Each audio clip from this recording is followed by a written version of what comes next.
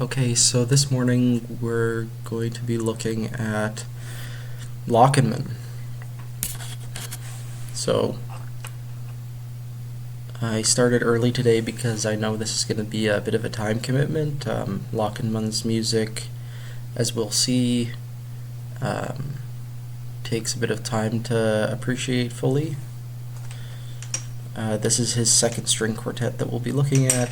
It was written in 1989. Its composition seems to be associated with a few institutions here. So the Autumn Festival of Paris, the Total Foundation for Music, and it was in celebration of the bicentennial of the French Revolution. I'm not familiar with everything here, so let's just have a quick Google search. So the Autumn Festival in Paris is a multidisciplinary festival founded in 1972, so it would have been over 10 years old when Lachenmann composed the piece. Okay, I'm having a little bit less success finding this foundation that funded it, but the occasion is very significant. This is the anniversary of the French Revolution. Sorry, just give me 1 second. I have to grab some coffee. And the subtitle here is translates to Dance of the Blessed Spirits. So a little bit about Lachenmann, because you may not be familiar with his music. He was really in his prime in the 60s through 80s. And he was one of Luigi Nono's, well, he was Luigi Nono's first student. And he's one of the most famous German composers. He was born in 1935, and he's still alive now.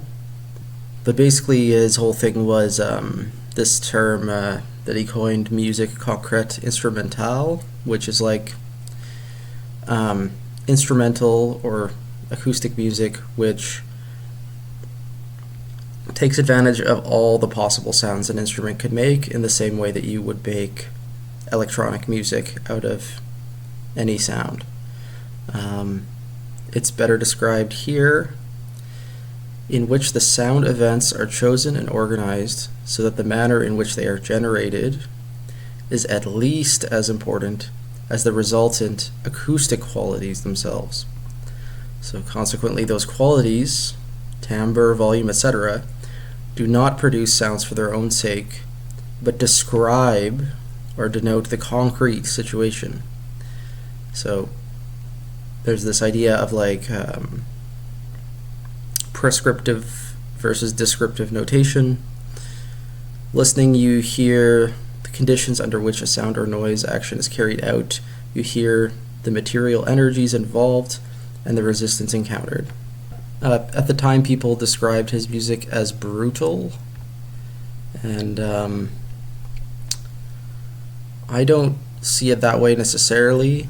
In my undergrad, on the recommendation of a professor, he was one of the first composers I really looked into and investigated, and I found a score of his work Pression for solo cello, and for somebody who was not well versed in classical music, I felt like it was more accessible, honestly, than a lot of other modernist music, because it's very obvious what he's trying to do and what he's about just looking at the score. And this was another piece written for the Arditi Quartet, so hopefully we can find a recording by them. Well, we'll see how it sounds. I think Okay, I can't really make heads or tails of this because there's no program notes in the version I have. You know what? I'm just gonna listen to it, and I will let you know what is going on here or what I can hear. And if need be, I'll find some other resources online that sort of describe why there are multiple staves per instrument. Yeah, he hasn't completely split up the performer into tons of staves, but there's probably, as far as I can tell, a difference between what you're doing with your right hand, like, and what you're doing with your left hand. Like, I'm not sure if this top staff is like bow position. It might be bow position, or it might be the pressure of the left hand. We'll see what's going on here. Okay, so I really just jumped headfirst into this listening, and I was able to follow with the score pretty well. But I realize now that the program notes are down here. Let's look at the performance notes a little bit, just so that I'm not making a fool of myself. So the ensemble is Scordatura, which I suspected partway through my listen. So the first violin, everything is down a semitone. Second violin, everything is down a whole tone. Viola is tuned normally, and the cello, everything is down a semitone. No. Oh, yeah, it is. So there's a B on the bottom, and I think it has to be tuned to a B flat later. So it creates definitely a different feel than a normal string quartet. Like, you get a lot of dissonances just from the open strings, between the open strings of the different instruments. Okay, there's some bowing on the bridge and some bowing on the tailpiece, it looks like, and that is probably what's creating a lot of those white noise type sounds. And then there's this special type of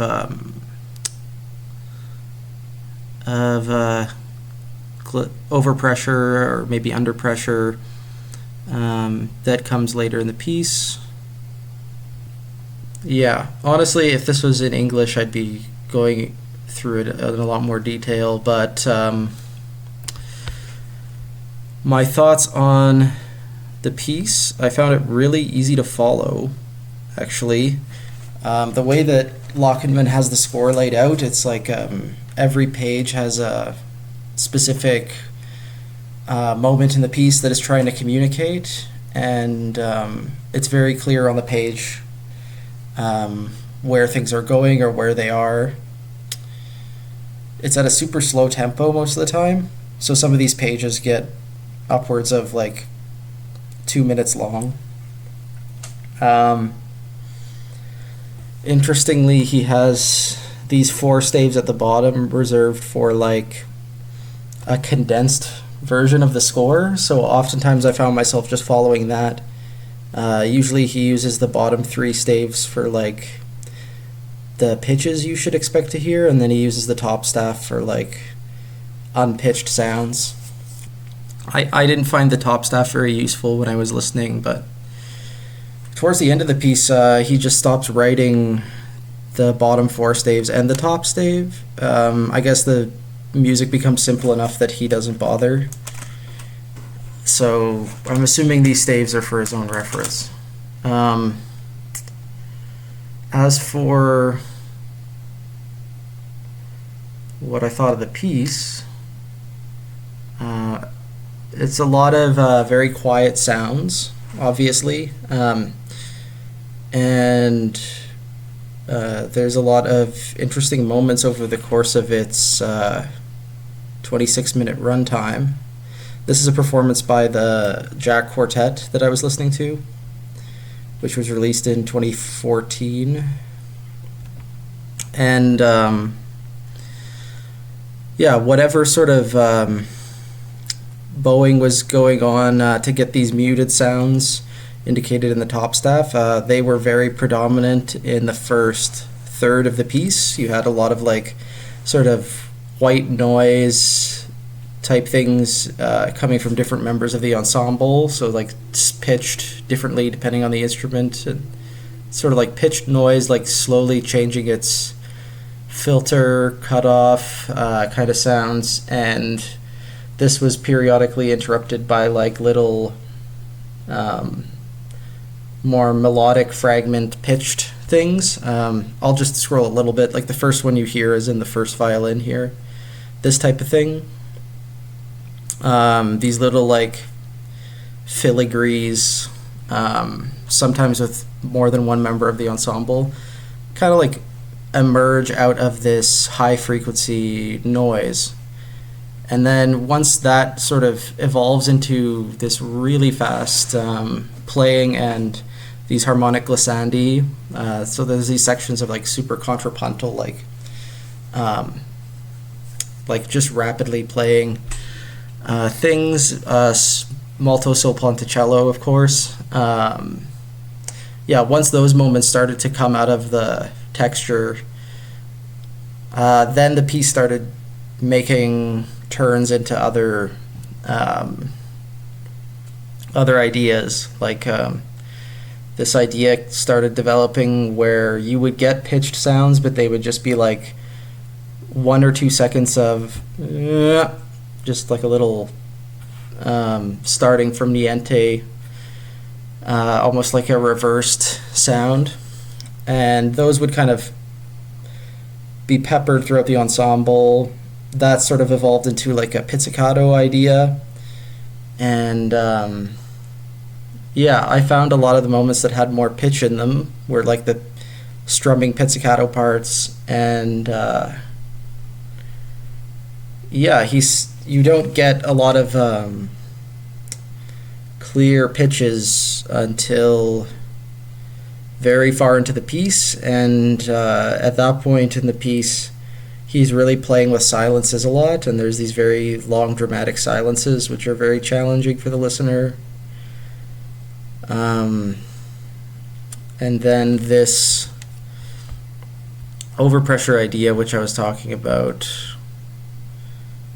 it emerges just for one moment after like the pizzicato section, and it's only almost exclusively like descending, and it's just a very strange moment. I like that he saves special colors like that for the end of the piece.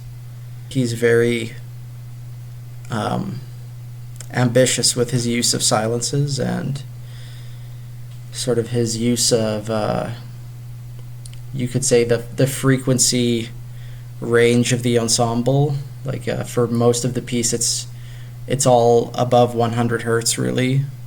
And then when you get those first low open strings in the cello very far into the piece, it's like it's a real moment. So